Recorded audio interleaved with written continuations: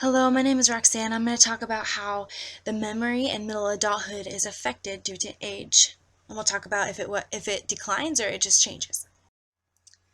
So types of memory that our textbook highlights. There's sensory, short-term, and long-term. Sensory are like those really quick things that you might remember, like a phone number, for instance.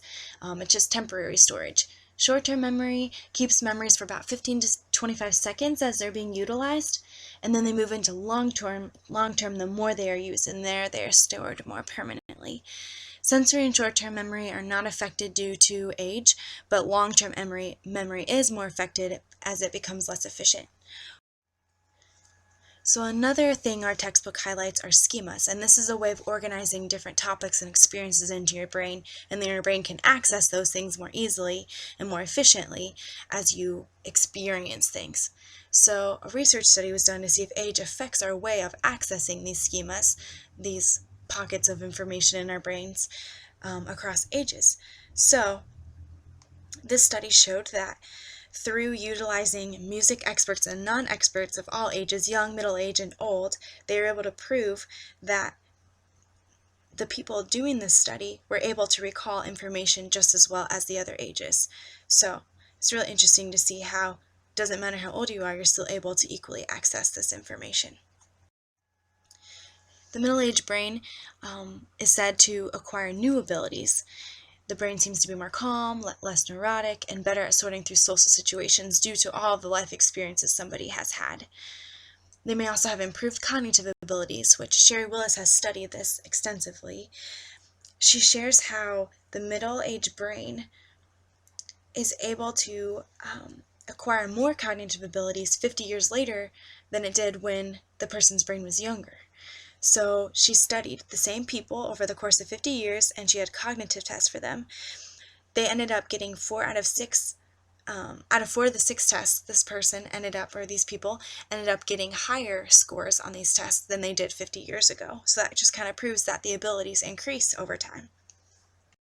So some of the improvements she highlights are middle-aged brains have better verbal ability, spatial reasoning skills, simple math skills, and abstract reasoning skills compared to when they were younger. Some of the declines that she shares, though, is memorization skills and perpetual speed. We can also see this in studies done of pilots, of older and younger pilots. So during simulations, older pilots they took longer to learn during the simulations, but they did a better job at achieving the objective. And the objective here was avoiding the collisions. So they might have been a little bit slower, and they might have taken longer to learn something, but they're able to accomplish the task better than the younger people. So some changes in the brain are the volume of the brain peaks in the 20s and then it kind of declines from there. So some of the ways it declines is the cortex begins to shrink, the neurons can shrink, dendrites begin to get lost, and there's a lower blood flow to the brain, and that causes the less efficiency of directing the operations that occur in the brain. Also, some studies done by Cheryl Grady about brain usage. She noticed that older people or people in middle age use more of their brains than younger people do. They use both their occipital visual areas and their prefrontal cortex, when younger people only use their occipital visual areas. People in the middle age also use both brain hemispheres at any difficulty level.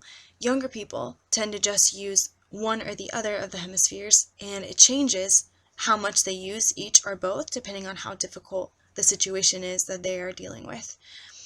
Also, there seems to be more white matter connecting nerve cells in older people than younger people.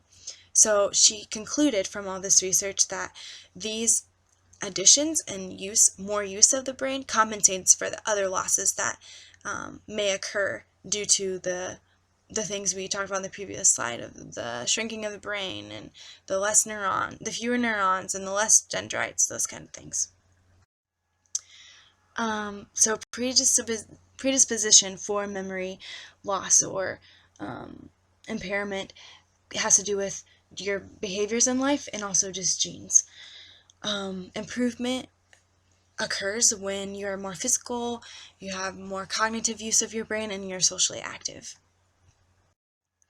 So some of the solutions, if there is some memory loss during middle age, or if you want to prohibit it or decrease the chances of having memory loss, you can use memory devices like mnemonics, use routines, visualize things as you're thinking about them, linking new learning to something that's personally meaningful to you, and also living out a healthy lifestyle, exercising, having mental exercises, being social. These are all things that will help improve your memory and also keep it stronger for years down the road.